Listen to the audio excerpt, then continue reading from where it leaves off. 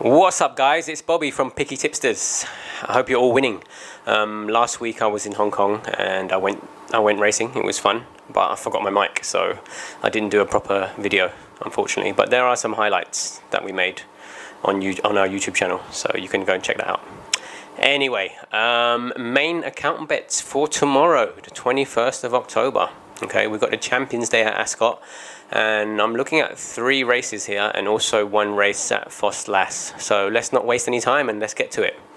Alright, first up, the 125 Ascot, the British Champions Long Distance Cup. Okay, I think a lot of people are going to be backing Order of St George and possibly Stradivarius, but I did like the look of Big Orange until the rain came. I think it's forecasted as soft tomorrow and maybe possibly more rain. So it's either going to be soft or soft to heavy. But let's anticipate soft and let's make the assumption that Big Orange is not going to enjoy the conditions because it's, what time is it now? It's 9 p.m. in Thailand here. And already the Big Orange's price has drifted from 9 to 2 out to, was it 9 to 2? Yeah, I think it was 9 to 2. 9 to 2, 5 to 1, that kind of price. It's already 15 to 2, so my guess is that the conditions are not going to be favourable for Big Orange tomorrow, so I'm going to happily rule that out. I think it will run a gallant race, but I'm not prepared to back it. Alright, Order of St George is not a backable price, drawn 12. He had traffic problems last time he was here at the Royal Ascot meeting. That might happen again, you never know. I'm not prepared to back it at 10 to 11. I think he will enjoy the conditions. He absolutely hacked up at the Irish St Leger, and even though it was a slow time, I think he's the one to beat. But for me, I'm not prepared to back it at that price. Stradivarius won a Group 1 at Goodwood, so as a result, is carrying a Group 1 penalty now. This will be a little bit harder for him because he's used to getting an allowance, and he still does have a 3-year-old allowance, but because he's won a group race, he's going to be carrying more weight in this race. So I'm going to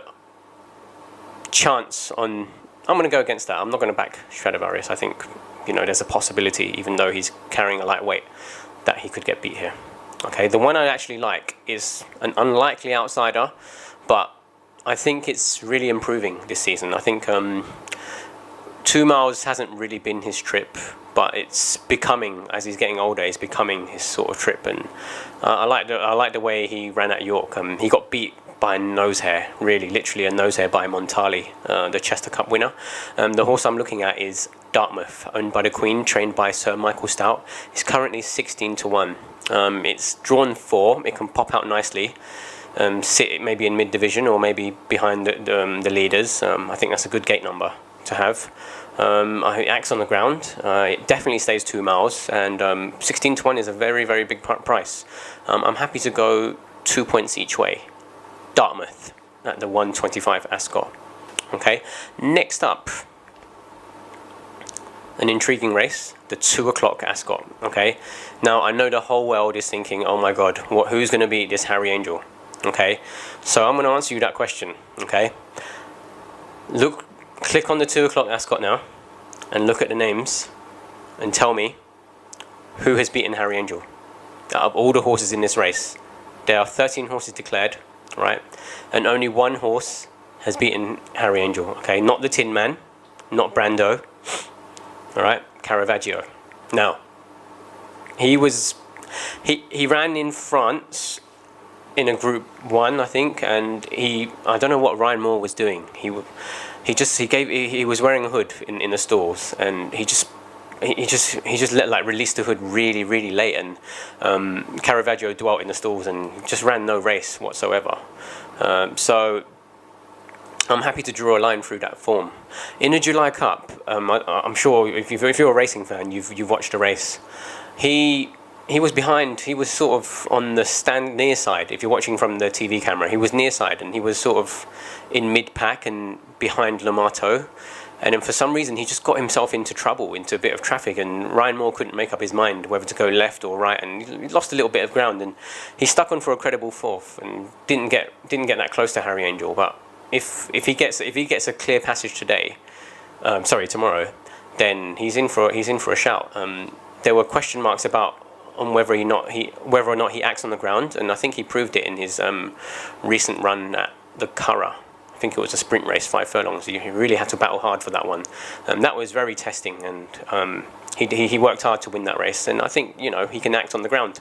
So with the ground being soft, and 10-year trends have suggested that high numbers favors high numbers on soft ground, and I think Caravaggio being drawn 12. He's got a decent chance, and I'm going to go each way with him. We're going to do 6 points each way, Caravaggio. Okay, so that's my second bet. The next one up is the 350, the Champion Stakes. Okay, a very interesting race. All eyes on Cracksman at the moment. Maybe Barney Roy, but I don't think the ground's going to suit him. Highland Reel getting on a bit. Will probably run his race, but I think I really like the look of this horse, Bramato, the French Raider. I saw him run in the Arc. He got blocked. He travelled very well, and I'm not sure if 1 mile 4 is his ideal trip. 1 mile 2 is definitely his ideal trip. If you see him. If you get a replay of him on YouTube in the Prix de la Jockey Club, it was a Group 1 in France. I mean, he ran an absolute blinder. He won that race. He beat the well-regarded Waldgeist, who came over and lost to Danehill Kodiak, but that was a different trip. So if you actually watch that race, Bramato was flying home. He clocked a best top speed figure that day, and it was on soft ground. So. Generally speaking, French horses do quite well in testing conditions, and I can't see it being out of the first 3 tomorrow. I think it's got a very, very good chance. Unfortunately, it's 11-2. I thought it'd be a bigger price, but I'm still prepared to back it. And I'm going to go 6 points each way. And as a saver, I'm going to do 1 point each way on Recolitos. It's a horse that's run with it a couple of times, and it's gotten place behind it. But just in case there's a bit of misfortune, maybe Recolitos can cash in. So let me just repeat that: 350 Ascot, Bramato 6 points each way, and number 10 Recolitos 1 point each way. That's right. Okay, so our last one is not going to be at Ascot. This is our final main account bet tomorrow, and it's in the 425 Foss Lass. I like the look of number 5, Aussie the Oscar. All right, now at the moment, I think it's the new one who's favourite, along with Klein. The new one is a high class hurdler. He's won multiple, I think, Grade 1 and Grade 2 win. He's a multiple Grade 1 and Grade 2 winner. He's never won a handicap race, and he's 9 years old now, so I think he's past his best. If he's going to target any race, I think it's not now. I think he's going to go for sort of the bigger races later on in the season. But Aussie the Oscar, the one I like, ran in a county hurdle last season at Cheltenham, and he ran an absolute blinder. He jumped like a stag, travelled well. He actually hit the front on past the last hurdle. And he got collared on a line by 2 horses. I think it was a Willie Mullins horse ridden by Paul Townend. He was 50-1 that day. Opened at 66, so he got backed. Well done, each way backers. But yeah, Aussie the Oscar runs well fresh, goes on soft, carrying a lightweight. Richard Johnson on board. I think he's got an outstanding chance. I'm going to go 6 points each way for this one. Okay, so let me just repeat that again. 425 Foss Lass, Aussie the Oscar. 6 points each way. At the moment, it's 9-2. Okay. Before I go, I just going to round it all up, just in case, because if you didn't write this down. Okay. 4 main account bets. Sorry, 4 races, 4 main account bets. 120 Ascot, Dartmouth, 2 points each way. 2 o'clock Ascot, Caravaggio, 6 points each way. 350 Ascot, Bramato, 6 points each way, and as a saver bet, Recolitos, 1 point each way. And the last bet, 425 Foss Lass, Aussie the Oscar, 6 points each way. Okay, good luck everyone, and I'll speak to you soon. Thank you very much. Peace.